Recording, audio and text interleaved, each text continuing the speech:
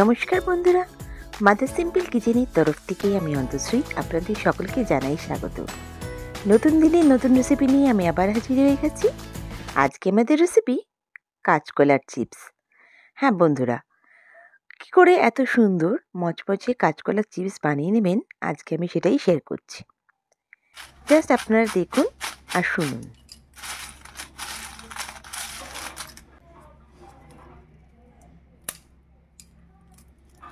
কতটা মচমচে আপনারা নিশ্চয়ই শুনেছেন। চলুন দেখে নেওয়া যাক কী করে করছি।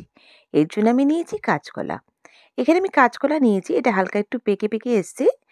এইভাবেই কাঁচকলাটা নিয়েছি। আপনারা চাইলে পুরো কাঁচকলাও নিতে পারেন। একটু হালকা পাকা নিলে পরে স্বাদটা একটু ভালো হয়, একটু মিষ্টি মিষ্টি লাগে, আমি তাই জন্য নিয়েছি। আর অনেক সময় আমরা একটু কাঁচকলা হালকা পেকে গেলে ভাবি কী করব, তখন আমরা ওটাকে ইউজুয়ালি ফেলে দিয়ে থাকি বা জাস্ট বয়েল করে খেয়ে নিই। কিন্তু আমরা এইভাবে যদি চিপসটা বানাই খুবই সুস্বাদু হয়। দেখুন, প্রথমে আমি কাঁচকলার যে আমার চোকলাটা আছে ওটা পুরো আমি তুলে নিচ্ছি। হালকা একটুখানি আমি রাখবো যাতে একটু ক্রিস্পিনেস আসে। দেখুন সাইডে একটুখানি হালকা হালকা রেখেছি। এবার আমি একটা ছুরির সাহায্যে পাতলা পাতলা করে স্লাইস করে কেটে নিচ্ছি। আপনারা চাইলে স্লাইসার দিয়েও স্লাইস করতে পারেন। এটা একদম পাতলা পাতলা করে কাটতে হবে। দেখেই বুঝতে পারছেন কতটা পাতলা পাতলা করে কাটছি। একদম স্লাইসারের সাহায্যে আপনারা কাটতে পারেন, কিন্তু আমি এটা ছুরির সাহায্যে কেটে নিয়েছি। দেখুন আমি একদম হালকা হালকা পাতলা পাতলা করে কেটে নিচ্ছি। এবার আমি এটা গোল গোল করে কেটেছি। এটা চাইলে আপনারা লম্বা লম্বা করেও কাটতে পারেন। তার জন্য কাঁচকলাটাকে একটু এরকম ছোটো ছোটো টুকরো করে আমি এটাকে সাইড দিয়ে লম্বা লম্বা করে কেটে নিচ্ছি। দেখুন, এই কাঁচকলার চিপসটা যতটা পাতলা হবে ততটা কিন্তু সুন্দর হবে আর মুচমুচে হবে। আপনাদের যদি এরকম কাটতে অসুবিধা হয় স্লাইসার দিয়েই কাটবেন। দেখুন আমি এটা কেটে নিচ্ছি, একদম পাতলা পাতলা করে কেটে নিলাম। এখানে কোনো কিছু আমি মশলা অ্যাড করব না, আমি কিন্তু জাস্ট ডিরেক্ট রান্নাটা করব। এখানে কড়াইটা তেল আমি গরম করে নিয়েছি। এবার আমি তেলটাকে একদম লো ফ্লেমে রেখে দেবো, লো টু মিডিয়াম ফ্লেমে রাখছি। এবার আমি চিপসগুলোকে পরপর আমি ছেড়ে যাব। দেখুন আমি জাস্ট ডিরেক্ট তেলের মধ্যে চিপসটাকে দিয়ে দিচ্ছি। আপনারা চাইলে তেলের উপরও সেট করে দিতে পারেন, তবে এটা এভাবে করে রাখলে ভালো। তো পরপর করে এটা দিতে হবে কিন্তু ইনস্ট্যান্টলি, আর বেশি আগে পরে হলে পরে চিপসটা পুড়ে যাবে। দেখুন আমি পরপর করে সব চিপসগুলোকে দিয়ে দিচ্ছি। এবার একটা ঝাঁঝরি হাতার সাহায্যে আমাকে উল্টে পাল্টে নিতে হবে। দেখুন চিপসগুলো কিন্তু তেলে দেওয়ার সঙ্গে সঙ্গে কতটা একটু বড় হয়ে গেছে আর কিন্তু ক্রিস্পি হতে শুরু করে দিয়েছে। আমি এটাকে হালকা করে উল্টে পাল্টে নিচ্ছি।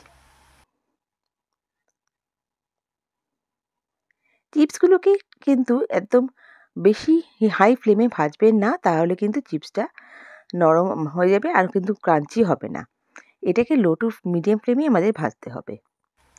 দেখুন আমি এটাকে উল্টে পাল্টে নিচ্ছি, আর কনস্ট্যান্ট নাড়তে হবে যাতে সব দিকে হিটটা পায়।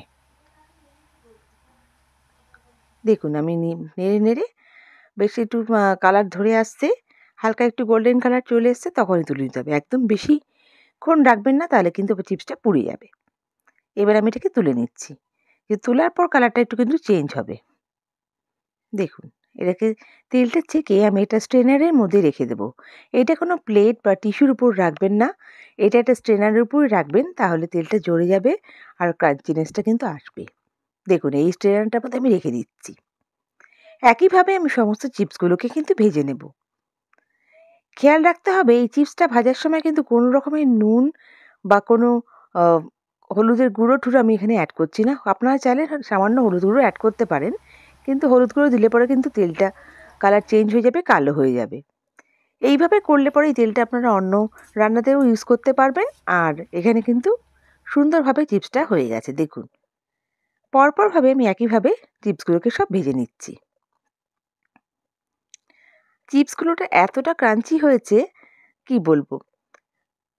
দেখুন আপনারা নিজেরাই দেখে নিন।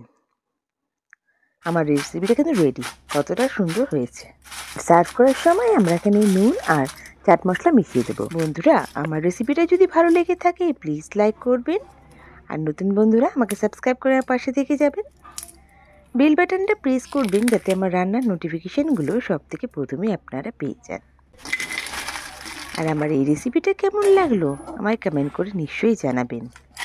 নেক্সট রেসিপি নিয়ে আমি আবার হাজির হয়ে যাব। সবাই ভালো থাকবেন। সুস্থ থাকবেন। বাই। Thank you.